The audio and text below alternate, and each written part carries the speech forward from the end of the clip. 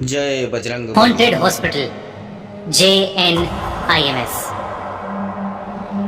Jawaharlal Nehru institute of medical science hospital Manipur में situated.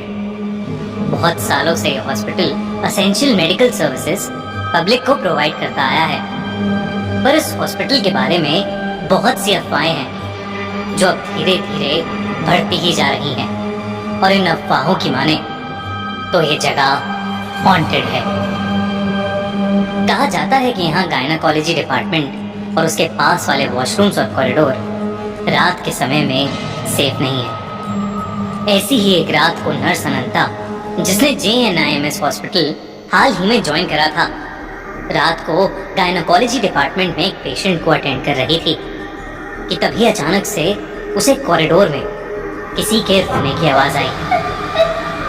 उसने सोचा कि इतनी रात को कौन रो रहा है, तो वो कॉरिडोर में जाकर चेक करने लगी। उसे कॉरिडोर में भी रोने की आवाज तो आ रही थी, लेकिन उसे कोई दिख नहीं रहा था। उसे ये सब बहुत अजीब लगा, तो वो कॉरिडोर में इस आवाज की ओर बढ़ने लगी। वो कॉरिडोर के एंड तक पहुंच गई, लेकिन पूरे कॉरिडोर में किसी इंसान का कोई नामो निशान नहीं था। अनंता घबराने लगी थी क्योंकि आवाज और तेज होती जा रही थी और वहां कोई भी नहीं था। अनंता डर से वापस पेशेंट रूम में जाने लगी, और जैसे ही वो वापस जाने के लिए मुड़ी, उसको अपने पीछे किसी के होने का एहसास हुआ। उसे लगा जैसे उसके पीछे कोई खड़ा है, लेकिन इससे पहले अनंता कुछ कर पाती, अचानक से उस कॉरिडोर की लाइट्स फ्लिकर होने लगी, और उसके अगले ही सेकंड वो फ्लिकर होना बंद हो गई। अनंता को एहसास होने लगा कुछ तो जरूर कुछ अननेचुरल हो रहा है। रोने की आवाज बढ़ती गई, और जैसे ही अनंता ने पीछे मुड़कर देखा तो एक औरत पेशेंट के कपड़ों में वहां जमीन पर दीवार की तरफ मुड़कर बैठी हुई दीवार को रोते रोते स्क्रैच कर रही थी। वो बार बार बस यही बोल रही थी, मेरे साथ गलत हुआ मेरे साथ। ये देखकर अनंता एकदम सुन्न पड़ गई थी, जैसे अनंता की बॉडी ही फ्रीज हो गई हो। अनंता को समझ नहीं आ रहा था कि अचानक से उसके साथ ऐसा क्या हो रहा है, और उसके सामने वो लेडी पेशेंट कौन है और ऐसे क्यों बिहेव कर रही है। अनंता ने उस पेशेंट के करीब जाने का सोचा, और तब अनंता ने देखा कि उस औरत के शरीर के नीचे का हिस्सा खून से लथपथ था। जैसे ही वो औरत अनंता की तरफ मुड़ी, अनंता के होश उड़ गए। उस औरत के हाथ में एक मरा हुआ बच्चा था, और वो उस बच्चे को लेकर अनंता की तरफ ही चलते हुए आ रही थी। पूरे कॉरिडोर की लाइट्स दोबारा फ्लिकर करने लगी। वो औरत आगे बढ़ते हुए बार बार यही बोले जा रही थी, मेरे साथ गलत हुआ, तुम सबने ये अच्छा नहीं किया, तुमने मुझे मार डाला। अनंता बहुत डर चुकी थी, और वो अपनी बॉडी को मूव भी नहीं कर पा रही थी। सामने से आ रही उस खून से लथपथ औरत की आंखों में इतना गुस्सा था कि अनंता का दिमाग चलना बिल्कुल बंद हो गया था। अनंता ने बहुत हिम्मत की और किसी तरह वो वहां से भागकर उस फ्लोर के वॉशरूम में जाकर छुप गई। उसने अपनी पॉकेट से फोन निकालकर किसी को मदद के लिए बुलाने का सोचा, लेकिन जब उसने अपनी पॉकेट में हाथ डाला कि उसने अपना फोन तो गायनाकोलॉजी डिपार्टमेंट में ही छोड़ दिया था। वो रात अनंता काफी देर तक अकेली ही उस वॉशरूम में डर के मारे छुपी हुई थी। उसे डर था कि बाहर उसका सामना उसी भयानक औरत से हो जाएगा।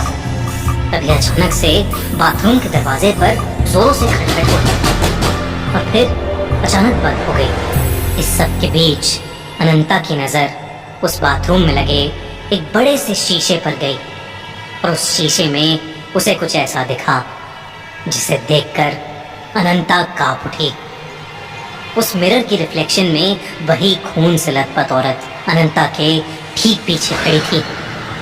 अनंता डर के मारे पीछे मुड़ी, लेकिन वहां कोई नहीं था। अनंता को लग रहा था कि वो पागल होती जा रही है। वो बस कुछ भी करके उस वार्ड से निकलना चाहती थी, वो जानती थी कि बाकी सभी नर्सें ऊपर वाले फ्लोर पर मौजूद नर्स वार्ड में थीं, पर वहां जाने का रास्ता उसी कॉरिडोर से होकर गुजरता था जहां पर उसे पहले वो भयानक औरत दिखी थी। पर अब अनंता के पास और कोई रास्ता नहीं था। उसने डिसाइड किया कि वो सीधा दौड़ती हुई ऊपर वाले फ्लोर पर चली जाएगी, और बिना कुछ सोचे अनंता ने कॉरिडोर की तरफ दौड़ लगाई और भागते हुए उसका पैर किसी चीज से टकराया और वो नीचे गिर गई। जब उसने देखा कि वो किस चीज से टकराई तो उसका पूरा शरीर सफेद पड़ गया। जमीन पर उसी औरत की लाश पड़ी थी जो उसे कुछ देर पहले कॉरिडोर में दिखी थी। उस औरत की बॉडी को देखते ही अनंता को दौरे पड़ने लगे और वो बेहोश हो गई।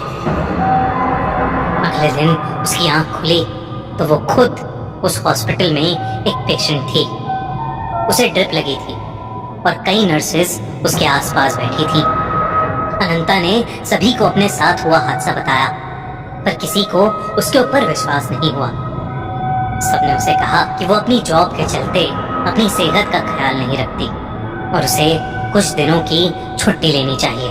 उसी दिन की शाम को जब अनंता के रूम में कोई नहीं था, एक बूढ़ी नर्स वहां आई और उसने अनंता को बताया कि वो उस पर विश्वास करती है और जो औरत उसे कल रात को दिखी उसका नाम शयाना था। करीबन 20 साल पहले शयाना को अपनी प्रेगनेंसी की लास्ट वीक में एक एबनॉर्मल पेन हुआ था और उसके चलते उसे हॉस्पिटल में एडमिट किया गया था। प्रेगनेंसी में कॉम्प्लिकेशंस के चलते डॉक्टर्स ने शयाना की फैमिली को बताया कि उनके बच्चे या शयाना में वो किसी एक को ही बचा सकते हैं। फैमिली ने बच्चे को बचाने का डिसाइड किया, पर इस कॉम्प्लिकेटेड ऑपरेशन में शनाया और उसके बच्चे दोनों की ही मौत हो गई। पर कुछ समय बाद ही शयाना के हस्बैंड के घर में एक बहुत भयानक आग लग गई और उसका पूरा परिवार जलकर मर गया। उस दिन के बाद कई लोगों ने शयाना की आत्मा को देखा है। उसकी आत्मा इसी हॉस्पिटल के गायनेकोलॉजी डिपार्टमेंट में भटकती रहती है। ये सब सुनते ही अनंता के होश उड़ गए। उसने तुरंत अपनी नौकरी छोड़ दी, यहाँ तक कि उसने दूसरे हॉस्पिटल्स में नाइट शिफ्ट्स लेना भी बंद कर दिया। आपको क्या लगता है, क्या JNIMS सच में हॉन्टेड है? कैसी लगी आपको ये कहानी?